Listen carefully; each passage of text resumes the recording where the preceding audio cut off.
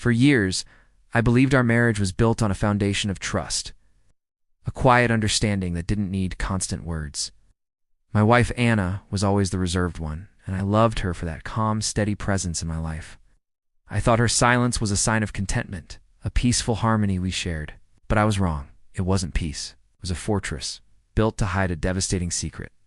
The first crack appeared on a Tuesday. It was our anniversary, and I planned a surprise dinner at the little Italian place where we had our first date. I came home early, flowers in hand, only to find the house empty. I called her phone and it went straight to voicemail. "Hi, honey, just wondering where you are. Call me back." Hours ticked by. 9 p.m., 10 p.m., then midnight. A cold dread settled in my stomach.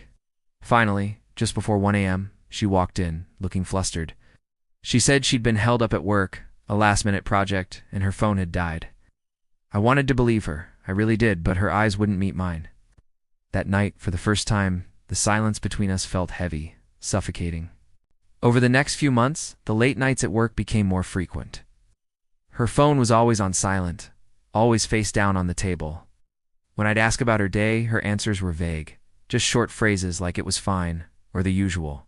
She was pulling away. And the more I tried to bridge the gap, the wider it seemed to grow. Friends started noticing too. "Is everything okay with you and Anna?" they'd ask, their voices laced with concern. I'd force a smile and say we were fine, just busy. But I was living a lie, and the effort was draining me. The breaking point came with a letter. It was a credit card bill, but not one of ours. It was addressed to her, from a bank I didn't recognize, and my hands trembled as I opened it. The statement was a roadmap of her betrayal. Hotel rooms in a nearby city, expensive dinners for two, jewelry I had never seen. Each transaction was a stab to the heart. There it was, in black and white, the truth she had so carefully concealed.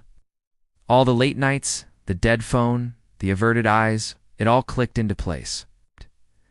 That evening, I didn't confront her with anger. I was just empty. I placed the bill on the kitchen table and waited. When she came home and saw it, her face turned pale.